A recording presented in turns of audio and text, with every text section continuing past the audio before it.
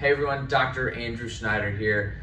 I'm going to be going over some exercises that I believe every cyclist should be doing for healthier, stronger, more resilient hips and knees.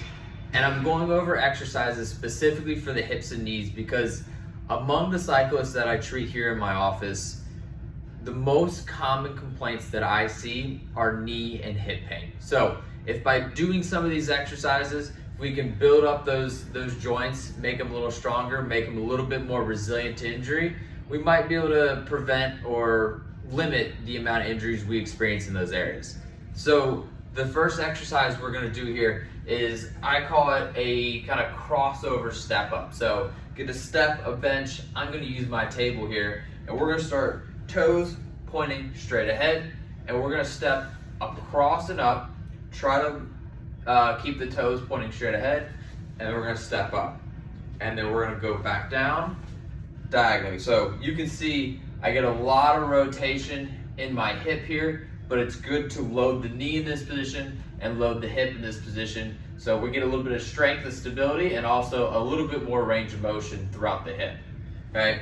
For the next one is a good old classic one, but I love it, and there's a bunch of different variations you can do with it, is the rear foot elevated split squat, or sometimes referred to as the Bulgarian split squat. So all it is one foot out in front, the other back on the bench or the table or the box, whatever you want to use, and we're just going to go ahead and go down into a single leg squat here. So a couple different things you can play around with here. If you move your front foot further out, it's going to be a little bit more hip or glute oriented. If you bring your front foot a little bit closer, it's going to be a little bit more of a knee quad dominant exercise, okay? A little trick with this is a lot of people cheat and they put too much pressure with their back foot into the bench. So try to be nice and light on the back foot, and really the only thing that should be moving you is your front foot. The back foot is just there for balance. So this next one is what I call a star pattern exercise. So we're gonna go on your side like you're about to do a side bridge. So we're gonna get here on your knees, and all we're gonna do is we're gonna start by bridging up, okay? So keeping the knee down, we're not bridging up on the feet. And from here, we're going to reach this top arm up at an angle away from us, and we're gonna reach the back leg at an angle behind us. When we do that, I want you to think, you got a front pocket on your shorts or your pants here. When you reach back, you want to twist and turn that pocket towards the floor. So it's going to look like this. So good, reaching forward, reaching back, turning that top pocket towards the ground, rotating along that hip. You should feel this a lot in this bottom hip, working through a ton of range of motion, while also getting a bunch of activation, strength, and stability out of that as well. So the next one we're gonna do is what I like to call a 90-90 or a shin box, whichever one you like to call it. So we're gonna get in this position here. So 90-degree bend in the front knee, roughly 90-degree bend in the back knee.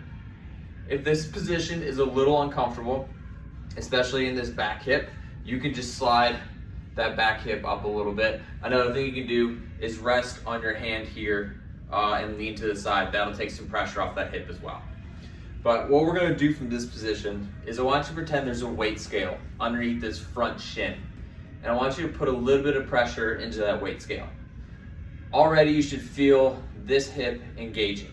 From here, just stay nice and tall and imagine a string's pulling your shirt forward over that front hip. So we're just kind of falling over that front hip, staying nice and tall, but also maintaining pressure into that weight scale. So we can hold that for 10, 15 seconds, and come out of it. And for the back hip, what we're going to do is we're gonna imagine there's a weight scale under this shin, push into the ground, you should feel this hip engage, and we're just gonna turn and open up our chest towards that knee, towards that foot. And you should really feel this good in this back hip. And once again, you can hold that for 10 to 15 seconds, go back and forth, and make sure you flip and switch sides and do the rotation of the hips that way as well. For this last exercise, we're going to do a hip inter-rotation drill on the wall. So we can take a yoga block, pillow, couch cushion, something like this that you can put in between your knees. So what we're gonna do is we're gonna go on our backs, up against the wall, door, something, and knees and hips bent to about 90 degrees. Put that yoga block, that pillow, couch cushion, whatever, in between your knees. And all we're gonna do from here is we're gonna lift off one foot a little bit and then turn it out. Make sure you're pushing into that yoga block slightly. You should feel this like crazy on the side of your hip. Hold for a couple seconds, return, and then do it again. And make sure you do both sides. You might feel like your hip wants to cramp a little bit, and that's okay. It's a weird movement, a weird activation that your hips probably aren't used to, and it's probably a good thing that you're doing it then.